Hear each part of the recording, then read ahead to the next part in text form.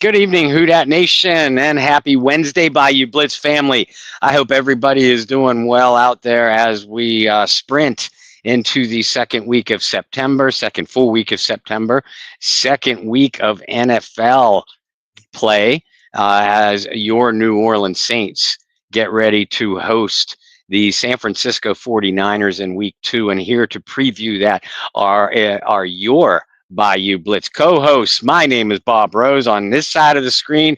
On the other side of the screen, a little bit more festive backdrop that I'm going over what I'm going with tonight. Brendan Boylan. Happy Wednesday to you, Brendan. Happy week 2 Wednesday. Wednesday on a Wednesday, week 2 Wednesday. We're doing good.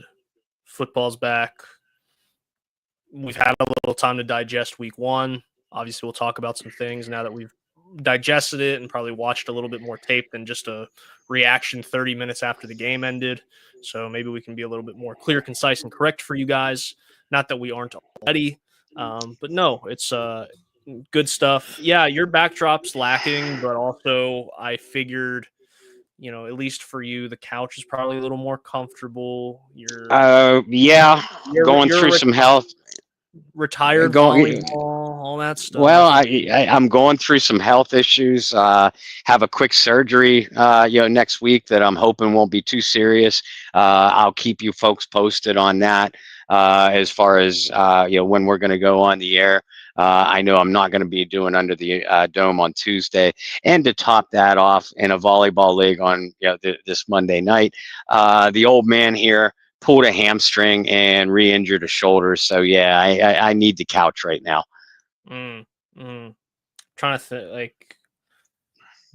it's a bad joke because he actually played a little bit last week, but you're starting to sound like Kendra Miller over there. You can't stay healthy, man. You can't string multiple weeks together of health. Knock on wood. Kendra's able to. I know, but the difference between Kendra Miller and I is I kept playing, and I'm just going to leave it at that. You're also significantly older, but it's fine. I believe I am over twice Kendra's age, if I'm not mistaken. But hey, you know what? That's a nice segue. Health-related issues. Your Bayou Blitz is brought to you by our sponsor and an organization that we love to promote called Get Checked or Check Out. Get Checked or Check Out is an organization put in place for health-related issues. Hey, look at it this way. Say a family member goes in for any kind of checkup, gets the worst news imaginable, and you don't know where to turn. Or you are that patient, you get that kind of news and you don't know where to turn. That's where Get Checked or Check Out can step in for you. And check out their website at the bottom of the screen. It's tcynow.org. Get Checked or Check Out helps steer patients and their families in the directions that you need to go as far as treatment resources, therapy, different planning, financial and otherwise. Like I said, your head, your heart, your emotions are just going 9 million different directions. In cases like this, that's why Get Checked or Check Out is there. And when I say that they're there for us, that's exactly what I mean. They are a charitable organization that helps steer patients and their families, in the directions that you need to go, that you sometimes don't even know exists, as far as therapy, treatment, both individual and family therapy, and just about anywhere else. If you have been on that unfortunate side of it, either yourself or for a family member, then you know what I'm talking about, and you know the fear and the anxiety and just the unknown that sets in. Well, again, Get Checked or Check Out helps you help steer you in the right direction. Please check out their website and and donate too. When I say that they're there for us, they truly are, but they need us to be there for them so they can be there for us. Get Checked or Check Out wants to focus on different health related issues every month. September is Prostate Cancer Awareness Month. Um, I know y'all have heard about it. This is the most common form of cancer in men outside of non-melanoma skin cancer. It's actually the second leading cause of cancer deaths in men, with the first being lung cancer. I realize that a lot of people know two of the common symptoms, where your urination more often or a weaker flow. But that it doesn't have to be either one of those things either. It doesn't have to be a disease or affliction that affects older males. It can. It often has no early warning systems, which lends itself to even more importance for you getting checked out, keeping regular checkups, getting those unpleasant prostate exams, but they're slightly more pleasant than the alternative, believe you me. Because guess what? If caught before it spreads, prostate cancer has a 97% chance survival rate. So please, please, please make those appointments as soon as possible. Keep them. Get regular checkups, because again, while prostate cancer is most common in older men, other factors increase your chances of contracting it at an earlier age. Family history and genetics, first and foremost. A high intake of dairy and calcium, high intake of folic acid, vitamin E, or just a generally unhealthy diet. And honestly, who among us eats healthy? So be aware of all those things. Check out tcynow.org at the bottom of the screen there. Donate. If, God forbid, you need their resources, that's what they're there for. Check out that website at the bottom of the screen, and let them go to work for you. Shireen DeWalt, co-founder of Get Checked or Check Out, takes this very, very seriously. Not only prostate cancer, for September health awareness, but all issues, mental and physical. So make those checkups, keep those checkups. Tell your loved ones the same. Now, one of the things, excuse me, guys, that Get Checked or Check Out does yearly to raise money is the original Go Black and Gold Celebrity Charity Fan Cruise. Myself and my family were fortunate enough to go on this for the first time last year, and we're lifers now. It's such an addicting experience, such an amazing experience. The original Go Black and Gold Celebrity Charity Fan Cruise has been going on now. I believe it's coming up on 12 years. Now, this year's cruise, the last few have been in Cozumel, Mexico, and we had a blast last year. This year's cruise is actually going to the Bahamas, specifically Celebration Key in Nassau. But it will not be departing from New Orleans like in years past. It will instead be departing from Jacksonville, Florida. So make your arrangements accordingly. I know I've already booked. Matter of fact, I just paid off my cabin today.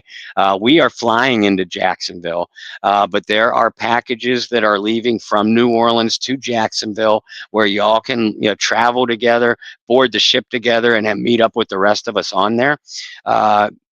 The Saints greats that are going on this year's cruise that have so far confirmed are Delvin Breaux, Tyrone Hughes, Michael Lewis, Courtney Roby, and Pierre Thomas. Brendan and I have had all five on our show several times now, and we're going to have them on again. And those are just the five that are confirmed. We're waiting on word from a couple others because there's going to be more. And the 2026 cruise is, the dates are March 26th. That's a Thursday through Monday, March 30th. And again, it's leaving from Jacksonville, Florida, docking in the Bahamas. It's a Carnival cruise line. You can book now through Summer Cochran, a good friend of ours, at Seven Seas Travel. Summer's number is 985-643-6958. That's a cell phone number, so she doesn't mind if it's easier if you text when you book. And the sooner the better, folks, because these rooms are going to go real fast. When you book, mention me, mention the Bayou Blitz, and Summer will take care of you. You can also contact Shireen DeWalt or the Get Checked or Check Out Facebook page or Instagram group for more information on the packages leaving from New Orleans to go to Jacksonville. Again, the dates of the 2026 cruise are March 26th through March 30th. Book now, and you won't be sorry. And you're not only having a fantastic time hanging out with Saints fans. We have our own section of the boat, by the way, our own party rooms, etc. But you're hanging out with other Saints fans. These Saints players and their families that are don't have limited access to them. They're hanging with us the whole time. They're eating dinner with us. They're hanging out on the deck. They're hanging out on the beach, hanging out on the bars, the casinos, the coffee shops. Everywhere you are, they are. And that's what makes this one of the many things that separates this cruise from other events run not only by the Saints, but by all NFL teams. And on top of that, you get to contribute to a great cause. So keep that in mind. Contact Summer. If you have any questions, please reach out to me by text, email, direct message on Facebook. However you need to reach me if you have any questions or comments. But it will be one of the best things that you've ever done for you and your family. And again, you get the benefit a great cause while doing it. Can they reach you by snail mail? I think that's the only one you left out. Snail mail, Pony Express, smoke signals, whatever you need to do. Signals, flare guns, you name it. Bob is there for you. Throw up the bat signal on at it as well, or the Bob signal, and we'll make sure. That's a big middle finger in the sky, isn't it? The Bob signal. I guess. I mean, it's your signal. You can make it whatever, right? It's fair game. Jerry says hello, and in all caps. Hello, Jerry. And Bob Rose in all caps. So. I will be there. I will screaming at you for something. I will be on that cruise. I will be signing autographs. My autographs are a little less valuable than the Saints players, but I'll sign anything you want. There you go. Bob Rose will sign your Saints helmets, your Saints jerseys. He'll sign your baby. I'm just kidding. Well, maybe he will. I don't know. I can't speak for Bob. You asked nicely enough. I told you I'd sign anything. So there you go. Just manners, kids. Please and thank you. It goes a long way. Let's talk some football. Let's talk week one. I don't want to spend too much time. Obviously, we gave everybody just our initial thoughts. But like I said, we've had a little bit more time to digest it. So I just want to hit on like 2 points, and then I'll open the floor to you. I think the first point that I have is having watched the game back, I am more impressed that the Saints were in the game for as long as they were, all the way to the finish, despite even watching it back feeling like they didn't possess the ball a whole lot and they didn't make a whole lot of impact plays. It just felt as if they were being outplayed the whole game, even when you watch it back on film. And I was impressed that they remained competitive throughout and made plays to allow the offense to have a chance there at the end. Because even watching the game, charting it, all that fun stuff, there's nothing that jumps out at the page at you that says the Saints should have been in the game or won the game. But they found a way to hang around, which I think is valuable. The second point that I had was I am going to stand firm on where I am with Spencer Rattler. After the game, I said I thought he had a decent game. I don't think he lost the Saints the game. I don't think he did anything particular that would have won the Saints the game. I think like a B- to B would be a good grade. Watching it back again, I'm going to stand put on that, a B- to a B. There were a couple throws, and if one of those gets picked off, or if the holding call doesn't stand and Will Johnson gets his first career interception in the end zone, maybe that grade fluctuates a little bit. But because those things did not happen, I'm happy to give him somewhere between a B- and a B. Obviously, you want to see growth. You want to see improvement going into week 2, but nothing stood out on tape that made me go, ooh, like maybe that was not as good of a game as I thought, or ooh, maybe that's a better game than I thought. I think it was a pretty accurate read from the jump. And I don't necessarily agree with or disagree with any of that. Yeah, I give him a slightly lower grade, but not much. C plus B minus range. While I agree that Spencer Rattler didn't do anything to lose the Saints the game, he also didn't do anything to win the Saints the game. Yep. And that is what you want from your quarterback position. As I wrote in one of my post game pieces over on the Saints Wire, Spencer Rattler provided fuel for both the people that want him as the quarterback and the people that don't want him as the quarterback. Uh, to the people that are saying, "I told you Spencer Rattler was going to be, really good," settle down. No, he wasn't. To the people that are saying, Spencer Rattler needs to go, they need to bring in Shuck now this week. Rattler shouldn't even be on his team. No, okay, settle down. Like you said, Brendan, what we need now out of Rattler is more progression, more development this week and in the following weeks. I thought Spencer made a few really nice throws. He didn't make any dumb decisions with the football. Even the deep shot to Shaheed, the interception that was nullified by the penalty. I'm not upset at the decision. The throw was not a good throw. But it wasn't a bad. I mean, when you have a Rashid Shaheed, you have to take deep shots. Simple as that. Spencer made some nice plays with his legs. He actually, and this is where I noticed the most improvement, by the way, he actually showed better pocket presence than I've ever seen out of Spencer Rattler. And I'm going back to his South Carolina and Oklahoma tapes that I watched pre-draft. And if that's what he can develop on, then you might have yourself a quarterback, because that's always been my biggest two complaints about Rattler is A, he can't read defenses, and B, he has zero pocket presence.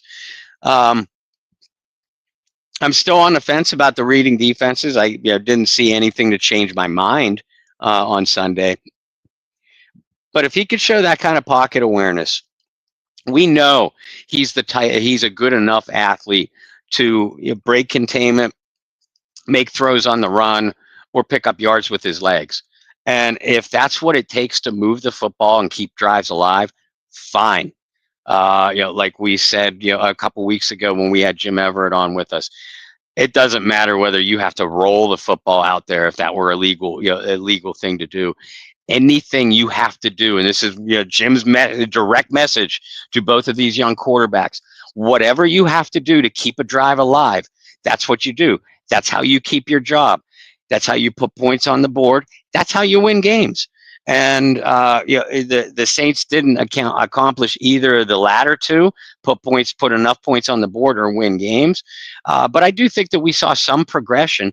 And if we see some progression out of the play calling too from Kellen Moore, maybe taking those handcuffs off of Rattler a little bit, maybe we have the workings of something decent. Yeah.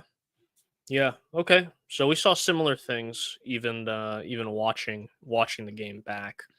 Let's take some of those things they can improve on, and things to kind of watch going into week 2 against the Niners, reigniting an old rivalry.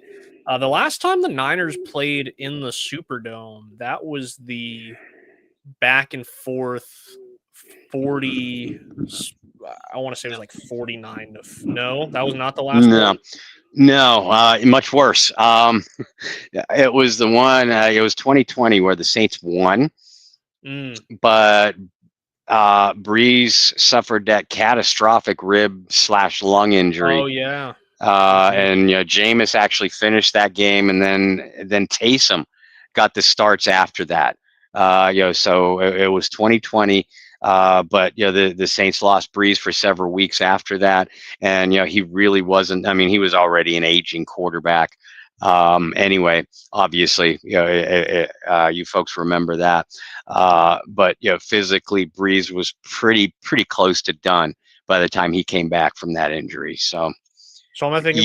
Was it 18 or 19? Yes. Was the big back and forth 40 something? It was 40 something. Yeah, it was 19 where George Kittle carried Marcus Williams for about 45 freaking yards.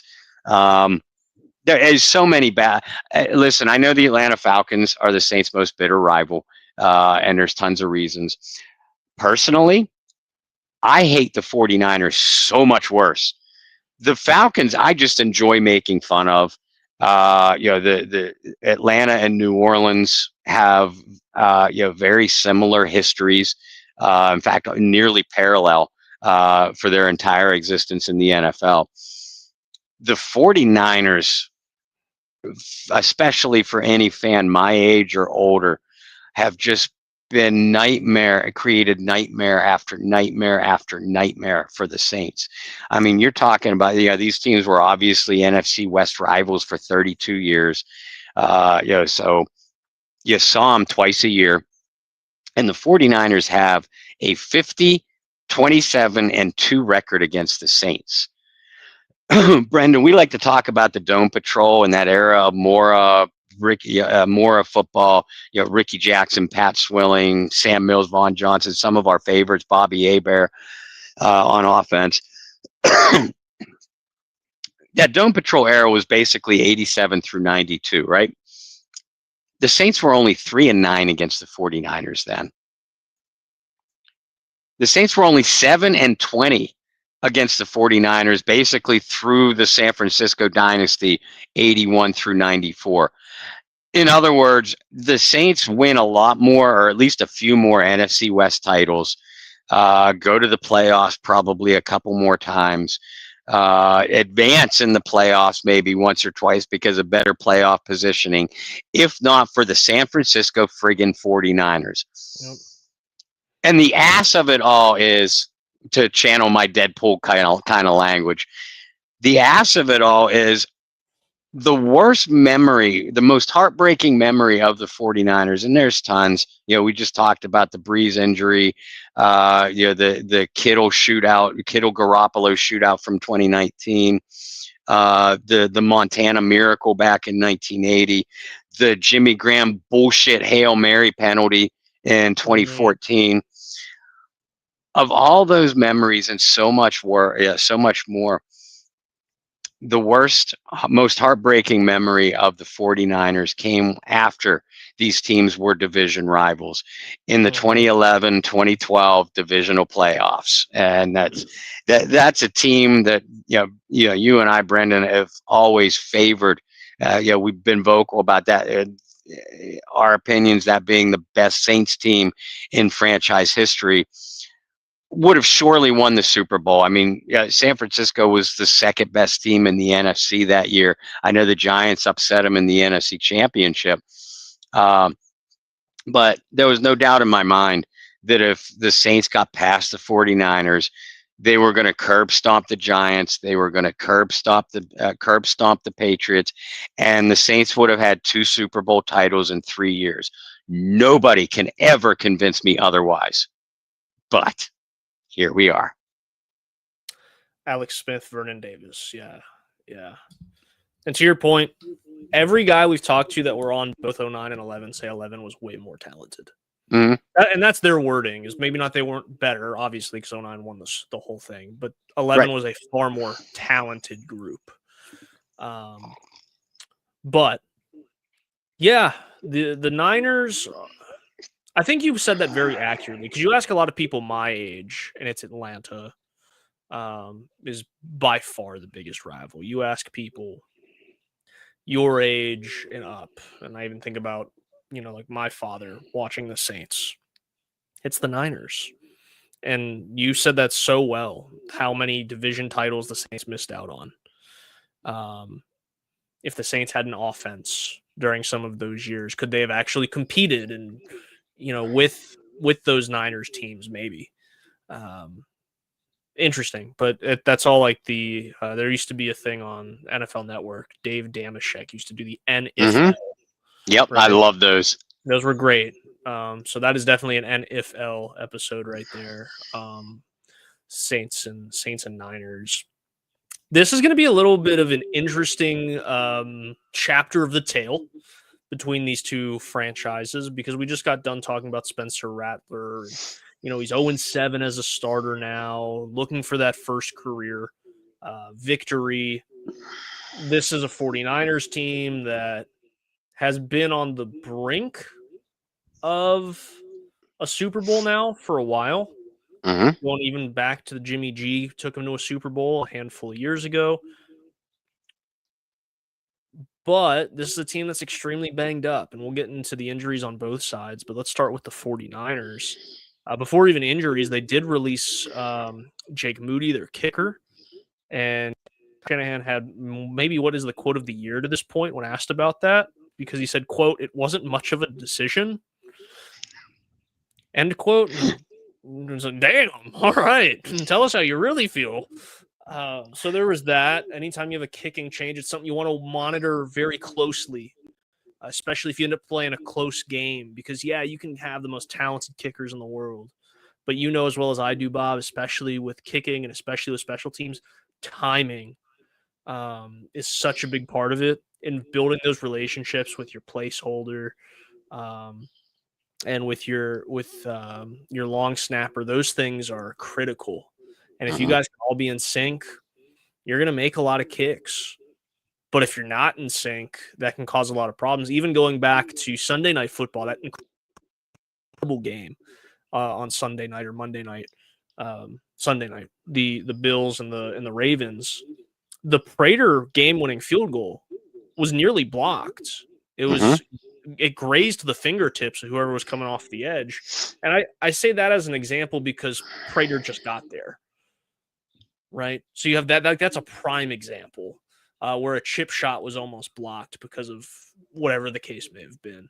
So and you're talking about a kicker in Prater who's had an absolutely fantastic NFL career 15 years or something like that. Yeah. Long time. So you have all of that going on. So that's going to be something to monitor. But the big ones, George Kittle on IR. I don't know where you would rank George Kittle amongst tight ends at this point. A few years ago, you asked me, he's right up there with Travis Kelce. But lately, I think he probably still sneaks in your top 5 when healthy. But that's the big thing, is when he's healthy. Right. And when the Niners are healthy. They also are without Brandon Ayuk, who's on the PUP list. That was a whole weird thing. They went from being a team that had, I don't want to say a plethora, but they had a lot of good receivers. So all of a sudden they don't have any receivers. They don't have George Kittle. Shockingly, in all of this, Christian McCaffrey's healthy. Right? Like that's the shocker. Of all the guys that are injured, it's Christian McCaffrey who has had some terrible injury luck over the years. He's good to go. And Brock Purdy, questionable, but it's now sounding like Purdy might not just miss this week, but maybe multiple weeks, which would line up Mac Jones to start for San Francisco. The last time the Saints played Mac Jones, it was in New England. They shut him out 34-0. That was an October game in up in New England 2 or 3 years ago now. This all of a sudden, Bob, goes from a game where you're playing a San Francisco team that you feel, because of the talent and where they've been in the NFC West the last few seasons, you look at that and you go, oh, the Saints are playing a team that should easily make the playoffs. This is going to be a tough one early in the season. You hear those injuries and you go, whoa, wait a minute. They're not going to have the number 1 receiver. They're not going to have their number 1 tight end. They're not going to have their number 2 receiver, I believe. So they're down to receiver 3. They're down to receiving tight end 2. You do have Christian McCaffrey, but now you have a quarterback who hasn't been in the system very long, that you've had success against in the past. This all of a sudden becomes a winnable game for New Orleans, but that's before we get into their injuries as well. Yeah, it does. And when Alan Ulrich and I were breaking down the early week matchups last night on Under the Dome, I said the same thing that I said. Yeah, even a reasonably healthy Brock Purdy, I take San Francisco in this one, and I don't think twice about it. You put in Mac Jones, completely different story. And I know we're talking about a first-round draft choice just a few years ago, but he's already washed out with one team. He doesn't look like a capable NFL starter to me. He really never did, but that's just my opinion and my own analysis. And now, you like you said, Brendan, you're taking Mac Jones on top of that, installing him in a system that he doesn't really know, because it's his first year in it, with a shorthanded unit. That Not that the New Orleans defense looked like the reincarnation of the Dome Patrol in Week 1, but they were the best unit on the field against the Arizona Cardinals. When you count the Saints offense, Cardinals offense, and defense, I thought the Saints defense was the best unit on the field. So will that be enough to win the game? I think it gives the Saints a puncher's chance. New Orleans still has to figure out a way to contain Christian McCaffrey, a player who's often given them fits, dating all the way back to his Carolina Panthers days. And while I personally believe that McCaffrey is a tad overrated for his career, he's still a handful and a matchup nightmare. And the Saints and Brandon Staley will have to figure out a way, to nullify McCaffrey and force Mac Jones to beat them with a shorthanded receiving core. The best way to do that is force a lot of 3-and-outs, force a few turnovers, make life easier for your own offense, which your own offense, if you're the Saints, which struggled mightily last week and is now looking like the Saints, segues us into the Saints injury front. Julian Blackmon, speaking of the Saints defense, Blackmon out for the year, with a torn labrum. That's about all the injury news on the Saints defensive side, other than we're watching Jordan Howden, who missed last week's game. Howden is the odds-on favorite, to replace Blackmon. Him or Sanker will probably split snaps. Howden was back at practice today, but still listed on the injury report. It's the offensive side that I'm more worried about for the Saints, specifically the offensive line. Talise Fuaga left last week's game about midway through with a knee injury. He did not practice today. Trevor Penning missed last week with a toe injury. Was that toe? Refresh my memory. Toe, foot, something like that. Yeah. Well, whichever it was, Penning did not practice today. And I apologize, folks. I'm a liar. There's actually more defensive injury news on the Saints defensive front. Chase Young did not practice today, still dealing with that calf injury. Fuaga, Penning, and Young, we're going to be watching their statuses, as Thursday and particularly into Friday, to see if they practice, how much, and what their game status is going to be as well. Yeah, no, those are big things. Offensive line is concerning. Safety's interesting. Let's stick a pin into the injury report, because this is important. I do want to pick your brain on this.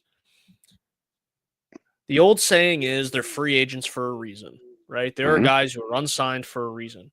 But there are some interesting names available in free agency if the Saints really want to take a swing at something, and they have $20-something million in cap. Yep. If they really do want to take a swing or two. So I'm going to bring up two names. You let me know how you feel, and you can throw your own names in there as well. One is a guy that the Saints were targeting last year, didn't end up getting, but Justin Simmons is a free agent again, who ended up being an Atlanta Falcon a year ago, couple-time Pro Bowler when he was in Denver. Again, that was a guy that, if you want to say there were finalists for his services, the Saints were one of the finalists for Simmons just a season ago. Different defense, different coaching staff, but there is intrigue there, especially because of what he did in Denver.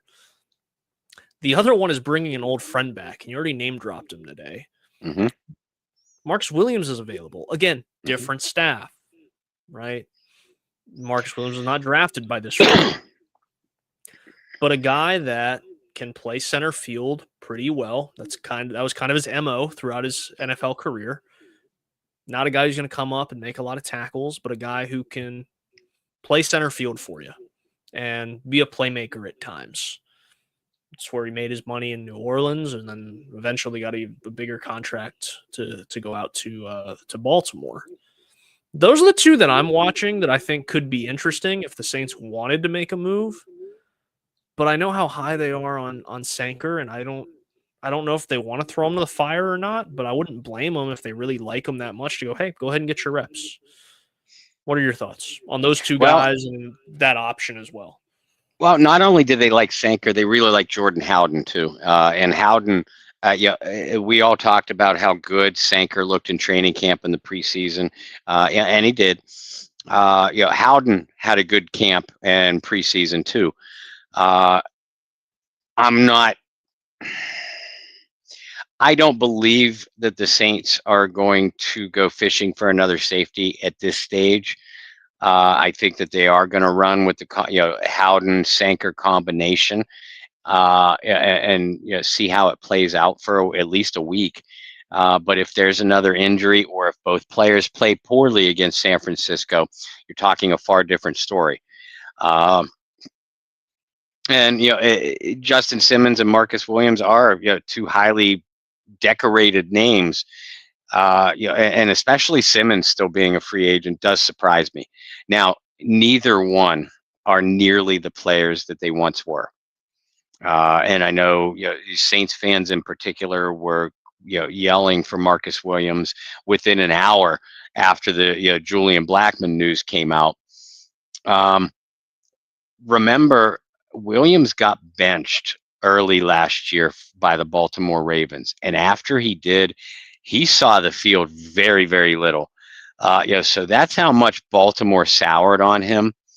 My opinion, the Ravens sort of misused Williams from the moment that they got him. Baltimore likes to bring all their safeties up in the box, a la what the Saints used to like to do with Von Bell, Malcolm Jenkins, players like Roman Harper, players like that. But as you said, Brendan, that's never been Marcus Williams' strong suit. As a matter of fact, you bring Williams up into the box, he becomes a liability. The instinct, the physical abilities might start to go on a player. The instincts are always going to be there, though. And the one thing I always loved about Marcus Williams is he's a highly instinctive player. Not only different regime, as you mentioned, but this is a completely different. If they sign Marcus Williams, there is not a New Orleans secondary member, defensive back that Marcus Williams has played with.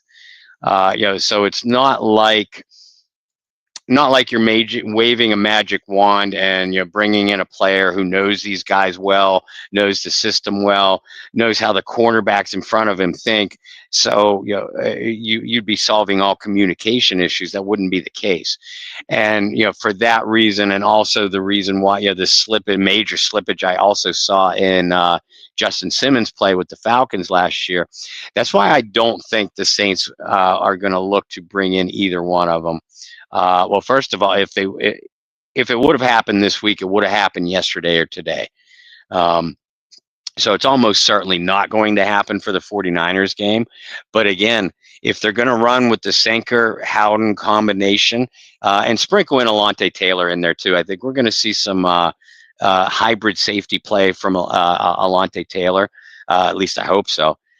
If they don't like the results they get from that, Simmons or Williams is still available the following week, then I think that you see them revisit that at that stage. Good thoughts.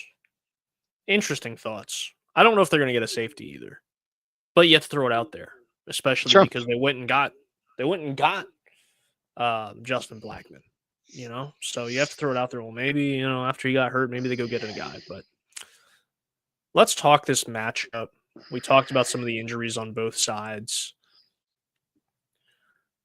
The Saints defensively, I think you should feel better because of how you played a week ago against Kyler Murray, a guy that you and I both were worried could tear the Saints defense apart.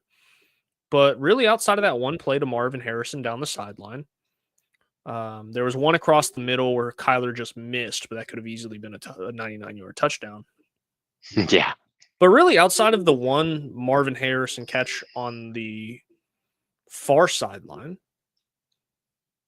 and a couple Kyler Murray scrambles for first downs, I thought they contained him pretty well. Mm-hmm. I thought they gave themselves a chance at the end, like I said. So you take that kind of confidence and go, you're playing a guy in Mac Jones who is not nearly the athlete that Kyler Murray is. Depleted receiving core.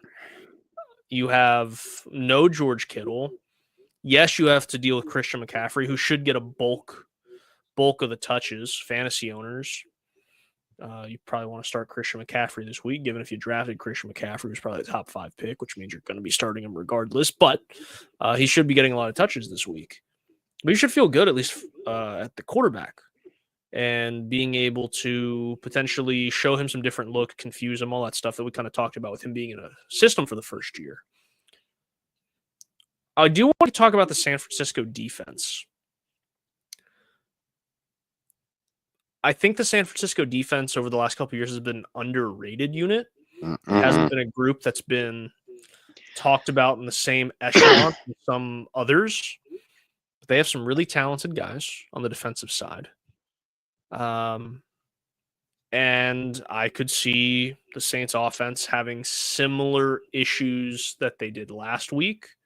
And frankly, the 7 games that Spencer Rattler has started and just failing to put up points and having red zone struggles. However, I think seeing this game and the amount of targets that certain players get will set a good precedent moving forward throughout the rest of the year for what we could expect from them, right? Like if Juwan Johnson has another game where he's targeted a lot, right? I don't expect Juwan to have, 7-8 catches like he did last week. But if he's targeted again a lot, I think that's a good sign to say, okay, Juwan Johnson's role in this offense is to be the safety net, right?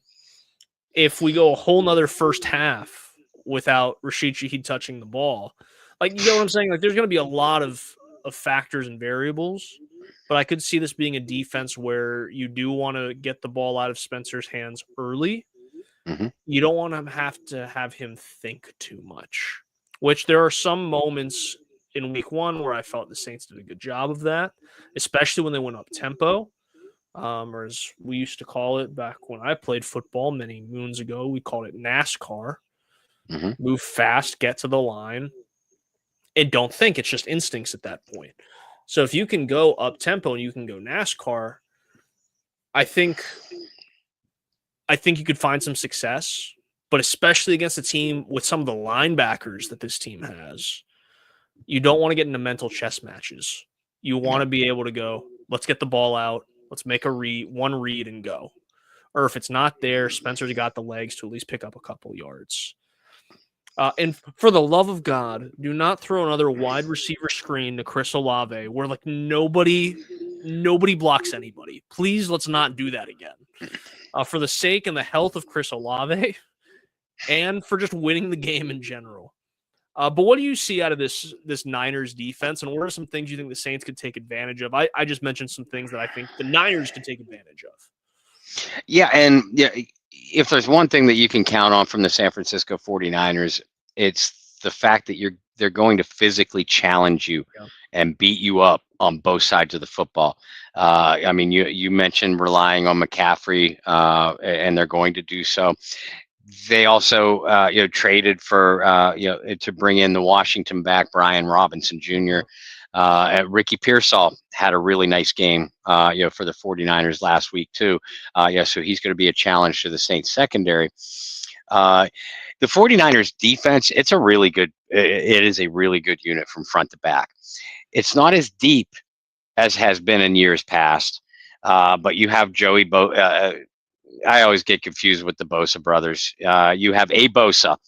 I don't remember whether it's Nick or Joey, and I apologize for that, but it's the better of the two Bosas on one defensive edge, and a first-round pick in Michael Williams on the other. Well, we mentioned Fuaga may not play at all. If he does, he might be limited with that knee. And Calvin Banks, who I thought played an outstanding game against the Cardinals, still a rookie left tackle. It's going to be a big challenge for these guys. The 49ers have always been big and physical up the middle. So for the love of God, Kellen Moore, stop running Alvin Kamara up the middle. Stop it. How many years have we been saying that? It's just install different name here. Sean Payton, Pete Carmichael, Clint Kubiak. Stop running Kellen Moore, Alvin Kamara up the middle. The 49ers have some questions at linebacker, but one of them ain't Fred Warner. He's as good as he ever has been. And the Niners have a really good secondary. Because of that really good secondary and what I mentioned about the edges, you can't expect Spencer Rattler to hold on to the football and wait for patterns to develop down the field. Now, having said that, you still have to let Rattler challenge the 49ers down the middle of the field. Well, how do you do that? A quick throw, you could still quick throws down the field. I mean, you have a 4x1 team in Olave, Shaheed, and Cook's three legs of a 4x1 team anyway. They can move fast. Some quick double moves. You're still not holding the ball onto the ball that long. You mentioned the wide receiver screens. As long as you block it, I love this play for this offense, especially with Shaheed. Shaheed's one of the best punt returners in the game of football today. That tells you that he has open field elusiveness, great vision in the open field. That's why I keep saying, get the ball to him on jet sweeps, wide receiver screens. Let him use those all-pro punt return abilities in that way. While there's no question at how good Fred Warner is, I would test the other 49ers linebackers. With Kamara on the edge, with Kendry Miller on the edge. I mentioned the wide receiver screens. Those kind of plays are also going to bring the Niners safeties up.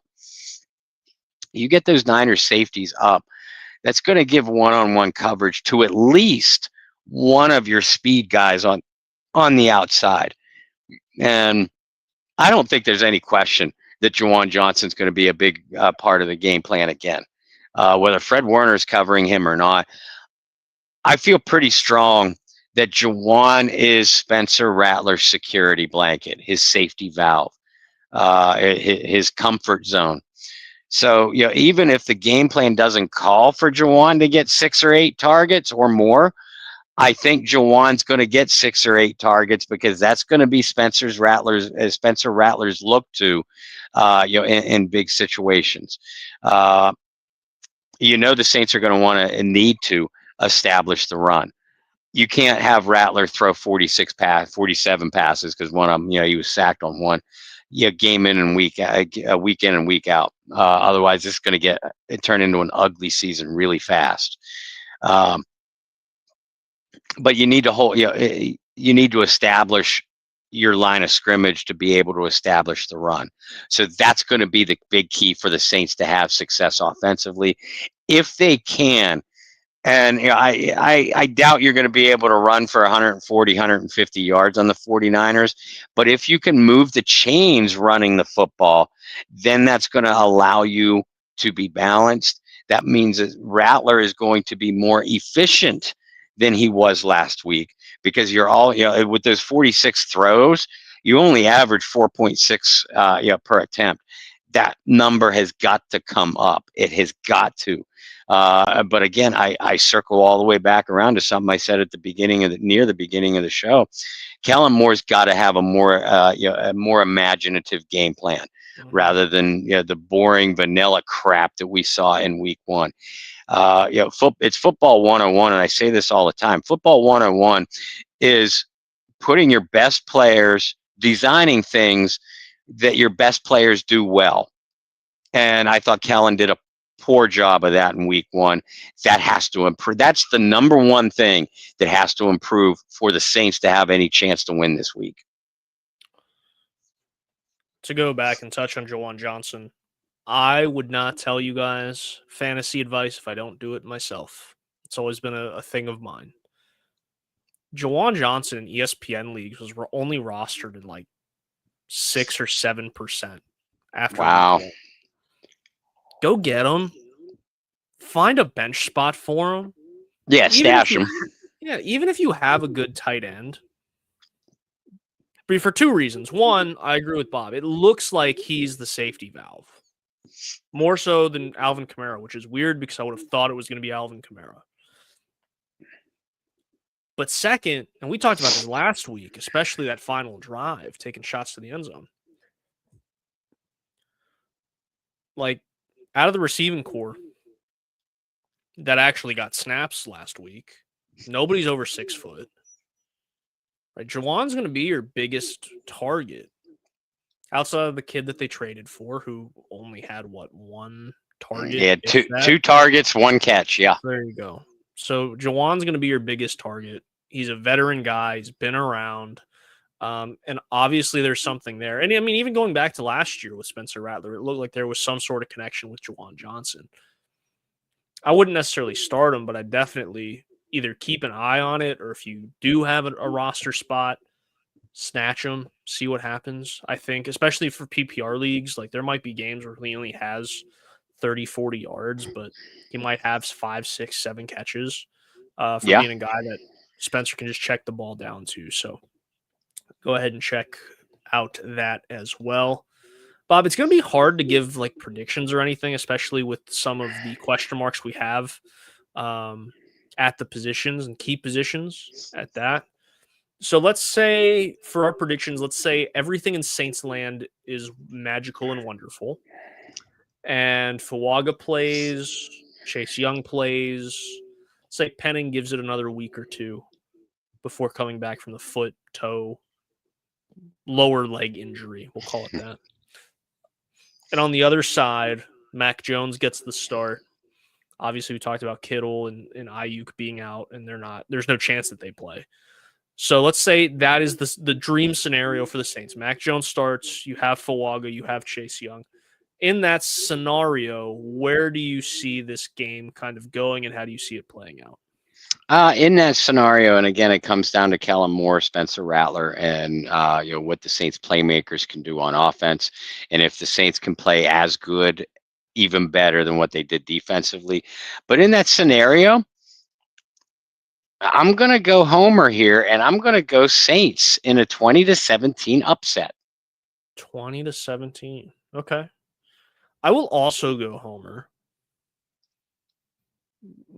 But I'm going to have the confidence that the Saints are able to find the end zone a few times. And I'm going to have the faith that between Shaheed and Cooks, somebody breaks one, right? That's my hope. And you're going to need those to steal some games this year. Mm-hmm. I'm going to take the Saints 27-17.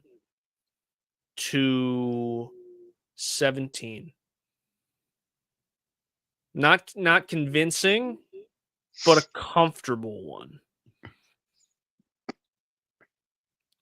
That's very Homer, but we both feel Homer. Yeah.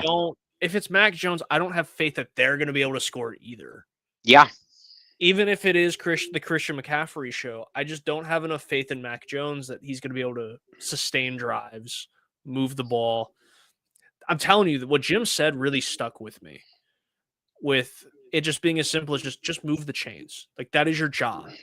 Just move them. However you have to, just move the chains. I don't have that belief in Mac Jones. I think Spencer Rattler has the ability. And with the injuries that the Niners have, I think the Saints might have a couple more elusive, talented playmakers on the offensive side of the ball than the Niners do currently. So for that reason, I'm going to have the faith that the Saints are able to put some points on the board. Or maybe the defense sets them up in really good situation. They have short field and they capitalize. Something like that's going to happen or needs to happen for my prediction to come true. Yeah. So that's what I'm banking on. Either a big play touchdown or the defense forces a takeaway and sets them up with short field. The Saints capitalize. Well, good stuff.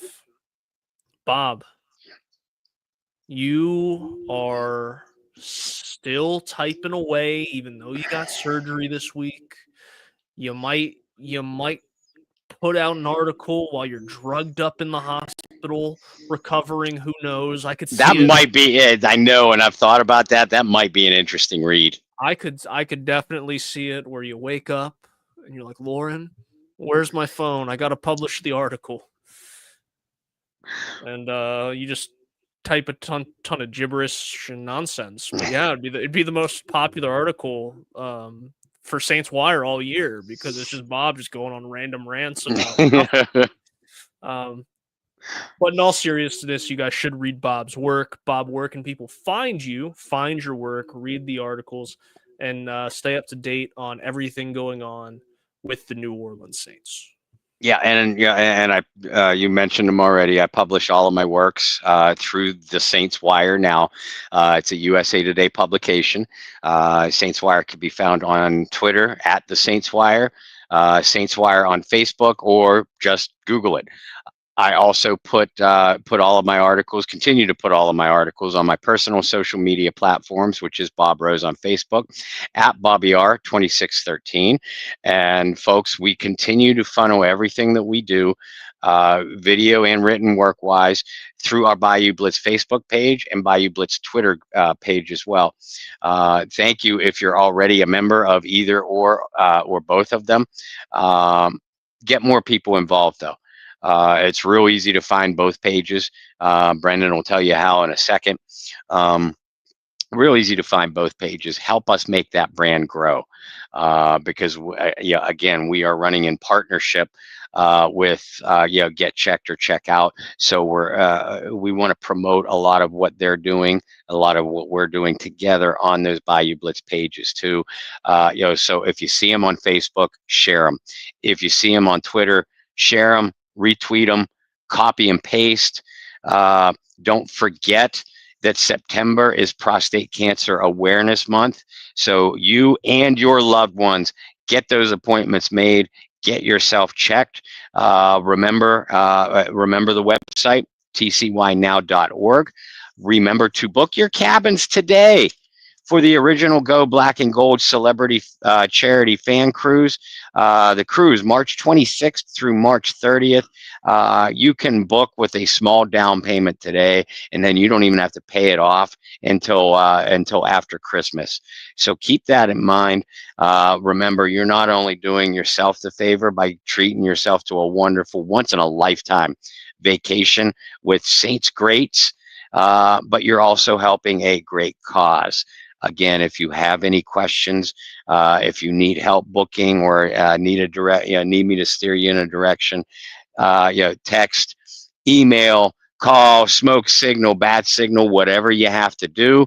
And remember to check out Brendan and I on your Bayou Blitz live post-game show about 30-ish minutes after the final whistle in the 49ers game, but we're going to go on live with every post game, week in and week out for you guys this year. Yeah, it's going to be fun. I enjoy the post game a little bit more than the pregame.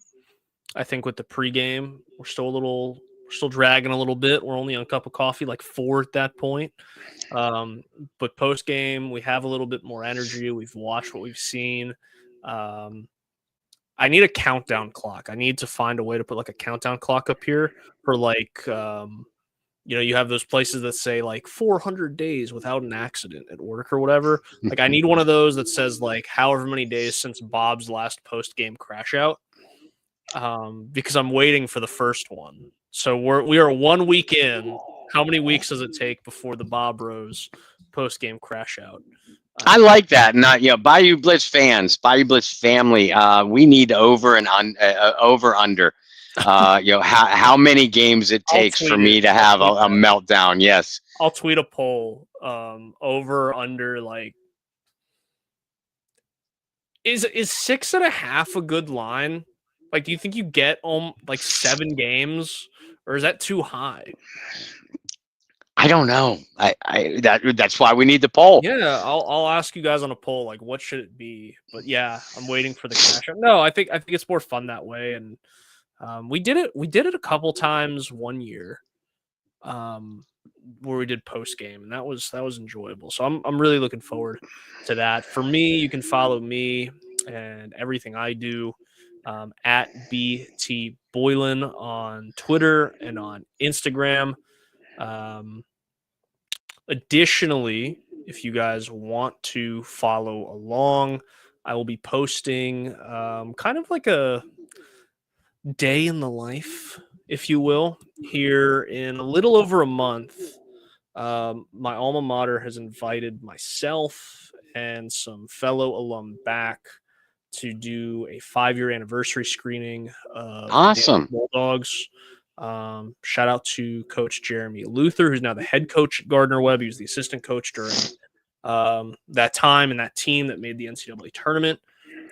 He was a big advocate for pushing for us to come back and do a screening. So we're expecting a pretty good turnout, and we'll be definitely kind of live tweeting kind of our experiences going back and all that stuff. And now I'm going to be there with a guy, Christian Jessup, who's won a couple of awards for his composition over a few years and composing for films, but he also has worked with the likes of like Hans Zimmer. I don't think it gets any better than working with like the absolute goat of score for movies. So he's worked with Hans Zimmer. He's gone off to do wonderful things. And of course, a mutual friend of ours, Thomas Manning, who is, like the youngest member of different associations for voting and critics and all that stuff. So to have,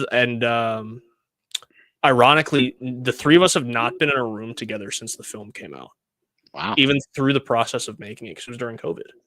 Mm-hmm. So it'll be the first time we're all together at the same time. So it'll be fun. So if you guys want to follow along with that, that's in a little bit over a month, but we'll be live tweeting that and all that good stuff. Jerry says, great show. Jerry, thanks for tuning in with us every week. Thanks, Jerry. You are here for the entire show from start to finish every week. So we appreciate Jerry. We appreciate all of you.